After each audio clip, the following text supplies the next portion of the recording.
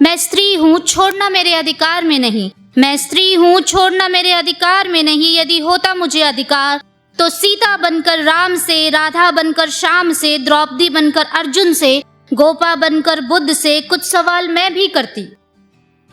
लेकिन मुझे अधिकार नहीं है महान आत्माओं के पुरुषार्थ को ठेस पहुंचाने की। यदि होता अधिकार थोड़ा बहुत भी तो पूछती मैं राम की मर्यादा, कृष्ण का वादा, अर्जुन की अभिलाषा, बुद्ध के ज्ञान की परिभाषा। प्रश्न चिन्ह खड़ा करती हर उस पुरुषार्थ पर जिसने मर्यादा, विधि के विधान, ज्ञान, अर्जन, सर्जन, अनेकों जिम्मेदारियों का सहारा लेकर सदैव ही स्त्री का भोग कर कर उसे त्याग दिया। किंतु मैं स्त्री हूँ, छोड़े जाना मेरी नियति है, टूट जाना मेरा स्वभाव है, किंतु प्रश्न करना मेरे अधिकार में नहीं है। एक शादी पे लिखा था,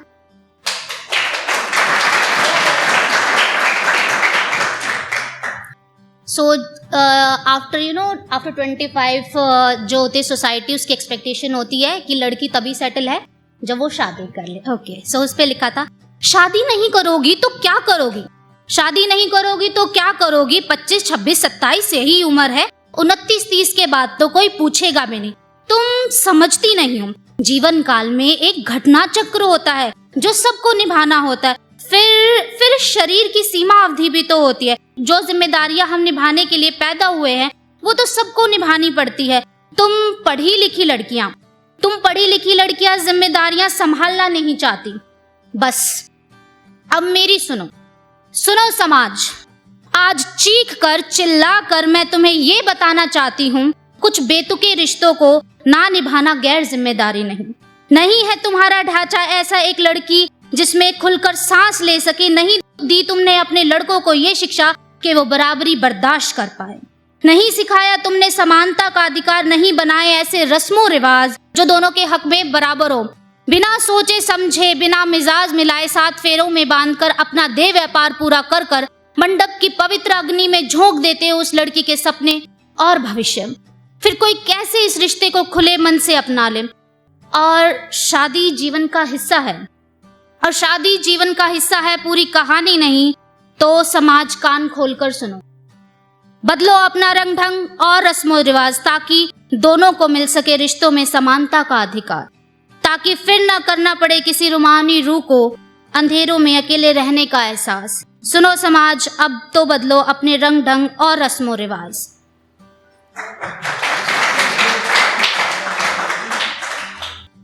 जिस्मों में लिपटने से पहले मेरे रूह के अंधेरों में झांकोगे क्या? मेरी चुप्पी और बेरुखी को नजरअंदाज करके मेरी भीड़ में बेचैनी और रातों के खौफ को जानने की कोशिश करोगे क्या? मेरे सपनों को रौंदने वाला तो हर एक रिश्ता बना है, मेरे सपनों को समझकर उन्हें उड़ान देने वाला रिश्ता बनोगे क्या? देखो बहुत थक चुकी हूँ मैं, पर हारी नहीं हूँ मैं। मेरी उम्मीदों की आशा की किरण बनोगे क्या?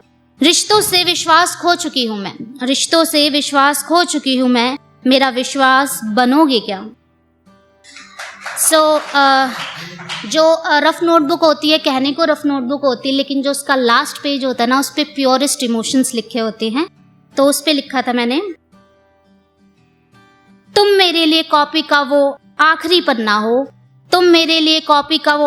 पन्ना हो जिस पर मैं हर राज, हर जज्बात लिख देना चाहती हूँ। और तुम्हारे लिए मैं कॉपी का वो पहला पन्ना हूँ जिस पर तुमने अपना नाम लिखकर अपना एकाधिकार भी स्थापित कर लिया और मुझे खाली भी छोड़ दिया।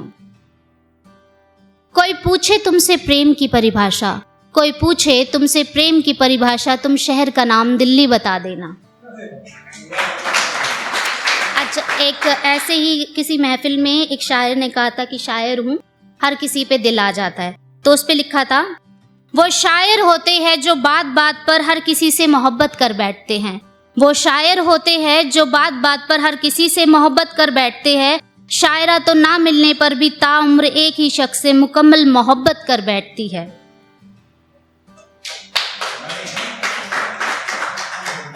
तुम अपनी शर्ट के बटन तोड़ कर तो देखो, मैं तो कब से अपने पर्स में सुई धागा लेकर फिर रही हूँ। And just the last line, अच्छा सुनो, यूं तो सजने संवरने का शौक नहीं मुझे, यूं तो सजने संवरने का शौक नहीं मुझे, पर इस बार आते वक्त एक जोड़ी चांद बालियां और एक फुलकारी लेते आना। ये दिल तो कब का मान चुका है कि तुम नहीं आओगे, ये दिल तो कब का मान चुका है कि तुम नहीं आओगे, पर अब ये मन मेरी कहाँ सुनता है। अच्छा सुनो, इस बार आते वक्त एक जोड़ी चांद बालियां और एक फुलकारी लेते आना। Thank you so much.